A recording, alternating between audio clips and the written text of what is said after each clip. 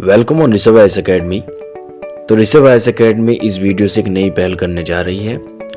आपका जो प्रीलिम्स 2022 है यूपीएससी का, उसको ध्यान में रखते हुए हम एक सीरीज चलाने जा रहे हैं जिसमें रोज आपको 10 महत्वपूर्ण प्रश्न कराए जाएंगे। ठीक है, और ये प्रश्न आपके ज़्यादातर करंट अफेयर से होंगे और कुछ प्रश्न आपके जीएस के जो सब्जेक्ट हैं उनसे भी होंगे। ठीक है, तो ज़्यादातर तो ये करंट अफेयर बेस्ड है और ये अपने आप में महत्वपूर्ण प्रश्न है। अगर आप इन्हें करते हो तो आपकी प्रैक्टिस अच्छी बनेगी। अगर आपको ये आते हैं तो अच्छी बात है, और नहीं आते हैं तो आप इन्हें जानेंगे। ठीक है, और आते हैं तो आपका रिवीजन हो जाएगा। ठीक है, तो चलिए शुरू करते हैं। उससे पहले अगर जल्दी से चैनल को सब्सक्राइब कर दीजिए ताकि आपको इसकी नोटिफिकेशन मिले। और ये अब डेली आएंगे आपको। ठीक है, 10 क्वेश्चन, और हमारी कोशिश कम से कम 1000 क्वेश्चन कराने की तो होगी, जो बहुत महत्वपूर्ण प्रश्न है। ठीक है, तो इस तरीके से आपको एक टेस्ट सीरीज के तौर पर भी काम करेगा। ठीक है, तो टाइम को बिना वेस्ट करते हुए हम शुरू करते हैं। ठीक है, पहला क्वेश्चन, विश्वनाथन समिति 2019 निम्नलिखित में से किससे संबंधित है? ए जबरन धर्म परिवर्तन, बी पुलिस सुधार, सी प्रवासी कामगार, या डी द्वेषपूर्ण भाषण। तो इसका आंसर है डी द्वेषपूर्ण भाषण। ठीक है, विश्वनाथन समिति जो है 2019 वो आपकी किससे संबंधित है? द्वेषपूर्ण भाषण। ये जो द्वेषपूर्ण भाषण होते हैं, जैसे धर्म, जाति, लैंगिक आदि भावनाओं को भड़काने के लिए जो भाषण दिए जाते हैं, उस भाषण से संबंधित ये समिति थी। और इसने इसे रोकने के लिए 5000 रुपए के जुर्माने के साथ 2 वर्ष की सजा का प्रस्ताव भी रखा था। ठीक है, दूसरा क्वेश्चन देखते हैं। बीते दिनों खबरों में रहा हादियाबाद 2017 निम्नलिखित में से किससे संबंधित है? ठीक है, हादियाबाद। ए अपनी पसंद के व्यक्ति से शादी करने का अधिकार, बी एकांतता का अधिकार, सी आजीविका का अधिकार, या डी इंटरनेट एक्सेस करने का अधिकार। तो इसका आंसर है ए अपनी पसंद के व्यक्ति से शादी करने का अधिकार। ठीक है, तो हादियाबाद किससे संबंधित है? अपनी पसंद के व्यक्ति से शादी करने के अधिकार से। ठीक है, तो 2017 का ये जो हादिया मामला है, हादिया मामले में निर्णय देते हुए सर्वोच्च न्यायालय ने कहा कि अपने पसंद के कपड़े पहनने, भोजन करने, विचार या विचारधाराओं और प्रेम तथा जीवन साथी के चुनाव का मामला किसी व्यक्ति की पहचान की केंद्रीय वस्तुओं में से एक है। ठीक है, और अपनी पसंद का साथी चुनना या उसके साथ रहने का अधिकार नागरिक के जीवन और स्वतंत्रता के मौलिक अधिकार का हिस्सा है, जो कि आपका आर्टिकल 21 है भारतीय संविधान का। ठीक है, अब देखते हैं प्रश्न 3, निम्नलिखित कथनों पर विचार कीजिए। तो ये 2 स्टेटमेंट है, जैसा कि यूपीएससी में आपने देखे होंगे क्वेश्चन आते हैं। तो ये 2 स्टेटमेंट है, इनके आंसर आपको बताने हैं। तो पहली स्टेटमेंट है, भारत में सभी प्रमुख बंदरगाहों का नियंत्रण और प्रबंधन केंद्र सरकार द्वारा किया जाता है। दूसरा स्टेटमेंट है, छोटे बंदरगाह भारतीय संविधान की राज्य सूची के अंतर्गत शामिल है। तो उपयुक्त कथनों में से कौन से सही हैं? ठीक है, और इसमें आपने यही ध्यान देना होता है। इसमें कुछ क्वेश्चन ऐसे भी आते हैं कि उपयुक्त कथनों में से कौन से सही नहीं है। ठीक है, तो आपको हर क्वेश्चन ध्यान से पढ़ना होता है। ठीक है, तो और यही आपकी ये क्वेश्चनों में रोज डेली प्रैक्टिस होगी। ठीक है, उपयुक्त कथनों में से कौन से सही है?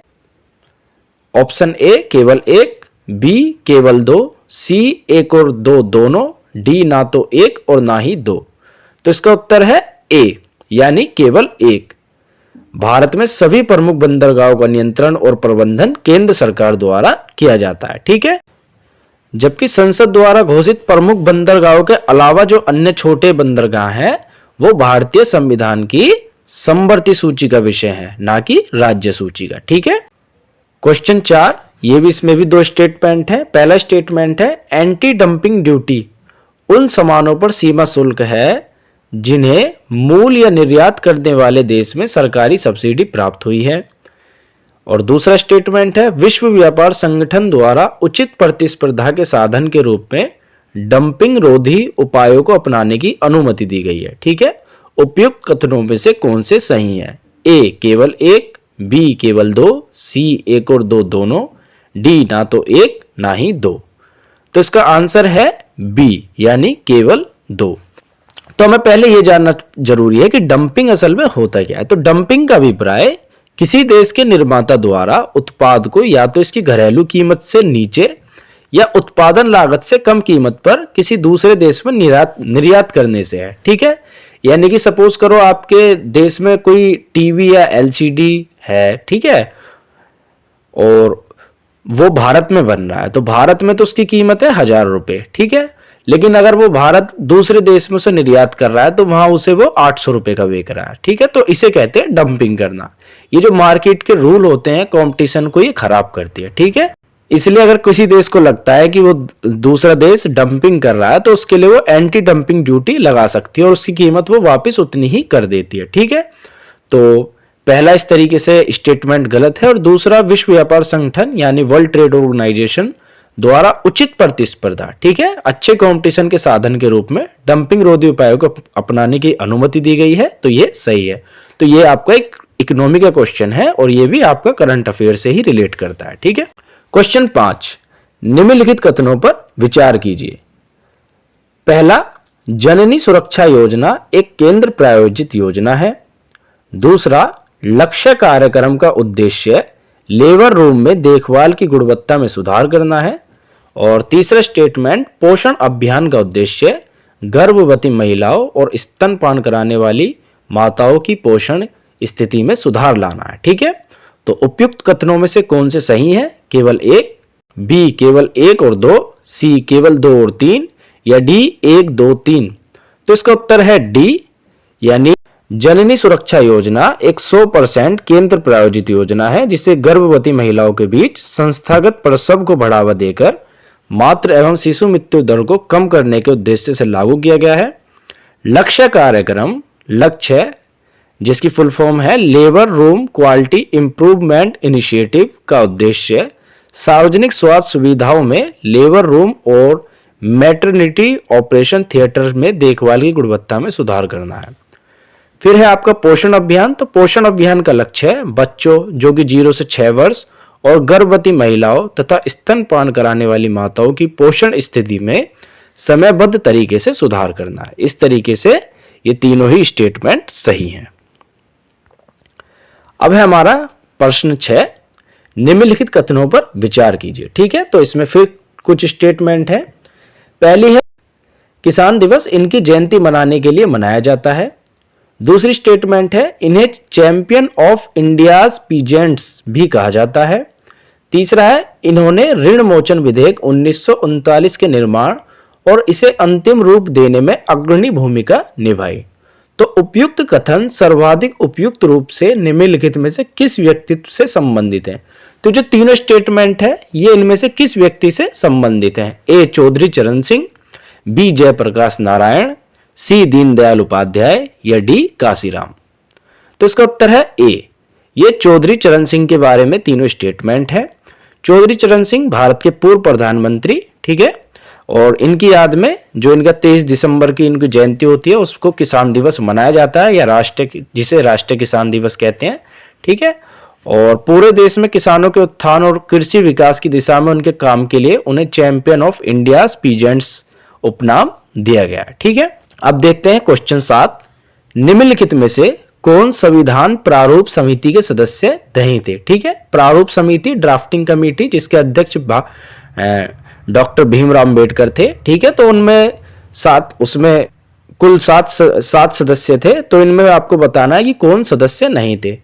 तो 1 जेबी कृपलानी, 2 सरदार पटेल, 3 गोपाल स्वामी आयंगर, 4 अल्लादी कृष्ण स्वामी अय्यर, 5 टीटी कृष्णचारी। ठीक है, तो ए 1 और 2 यानी कि ये नहीं थे, बी 1, 2, 3, सी 1, 2, 5, डी 1, 4, 5।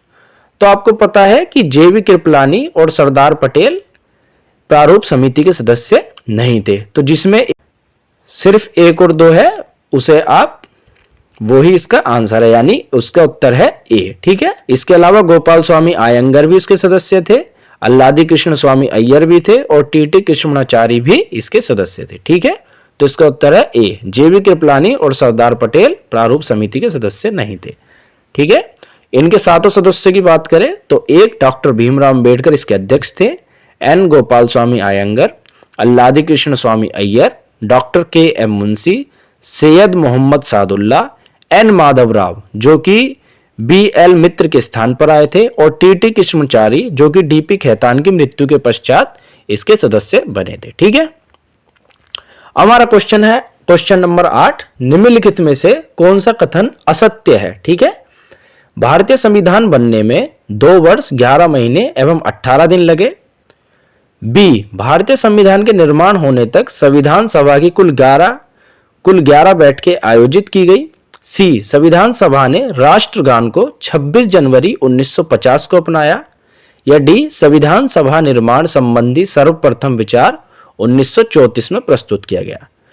तो इसमें कौन सा गलत है वो आपको बताना है। तो इसका आंसर है C, संविधान सभा ने राष्ट्रगान को 26 जनवरी 1950 को नहीं अपनाया था, बल्कि 24 जनवरी 1950 को अपनाया था। ठीक है, और 24 जनवरी 1950 को ही डॉक्टर राजेंद्र प्रसाद को भारत का प्रथम राष्ट्रपति भी चुना गया था।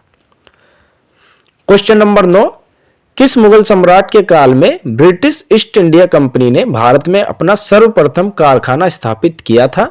A, Akbar, B, Jahangir, C, Shahjahan या D, औरंगजेब।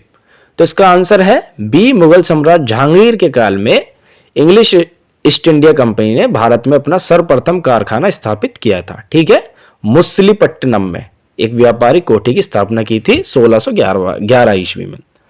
अब ये क्वेश्चन नंबर 10 है, महामस्तकाभिषेक निम्नलिखित में से किससे संबंधित है और किसके लिए की जाती है। A, Baahubali, B, Buddha, C, Mahavir या D, नटराज।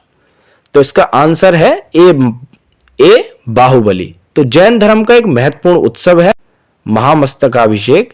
यह धार्मिक उत्सव 12 वर्ष के अंतराल पर कर्नाटक राज्य के श्रवणबेलगोला शहर में आयोजित किया जाता है। यहां पर गोमतेश्वर बाहुबली की 18 मीटर ऊंची मूर्ति को स्थापित किया गया है। ठीक है, तो ये थे आज के 10 क्वेश्चन। ये आपको कैसे लगे कमेंट कर जरूर बताएं।